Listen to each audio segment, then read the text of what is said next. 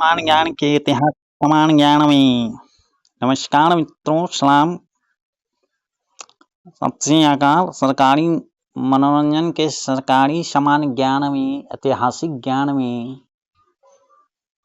आपका स्वागत है। और आज हम लोग जानने वाले हैं बिहार में उत्पन्न हुए दो धर्मों के बारे में, जो बौद्ध है जैन है। तो सबसे पहले हम बौद्ध और जैन धर्म का उद्गम स्थल बिहार ही रहा है, तो इसी के बारे में आज हम लोग जानकारी प्राप्त करेंगे।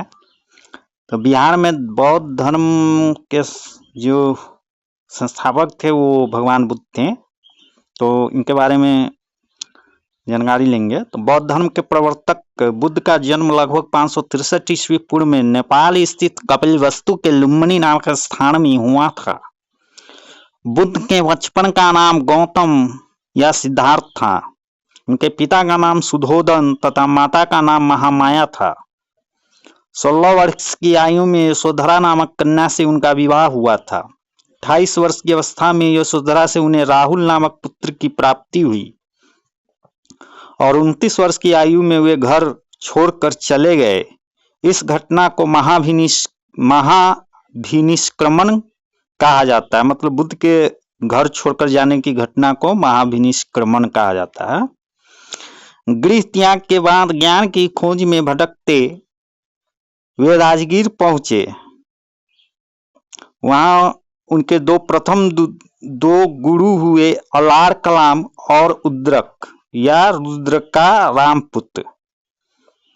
35 वर्ष की आयु में वे नर्मदा नदी के किनारे इरुवेला नामक वन में पहुंचे और 5 ब्राह्मण साथियों के साथ घोर तपस्या की, परंतु कोई फल नहीं मिला। तत्पश्चात वे गया पहुंचे, जहां पर साधना के 8वें दिन वैशाख पूर्णिमा को एक पीपल वृक्ष के नीचे उन्हें ज्ञान प्राप्त हुआ था। इस घटना को बौद्ध धर्म में संबोधि कहा जाता है तथा उस पीपल वृक्ष को बोधि वृक्ष, उस स्थान को बोध गया तथा गौतम का नाम इसी दिन से बुद्ध पड़ गया।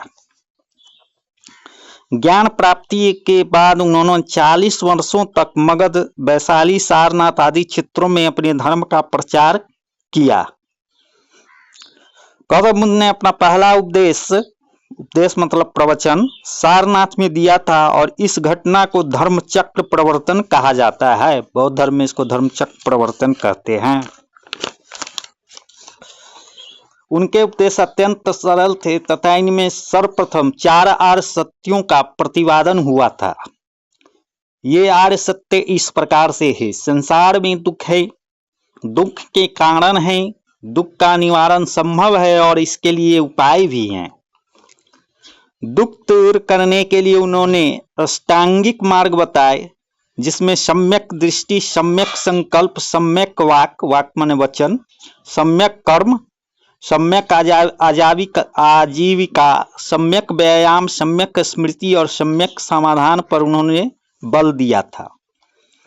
इसी तरह नैतिक आचरण को शुद्ध करने के लिए बुद्ध ने 10 शीलों का आदेश दिया, जिसमें अहिंसा, सत्य, अपरिग्रह, अस्तेय एवं ब्रह्मचर्य, नित्य ज्ञान का त्याग, श्रृंगार प्रसाधनों का त्याग, कोमल बिस्तर का त्याग एवं कामनी कंचन का त्याग शामिल हैं।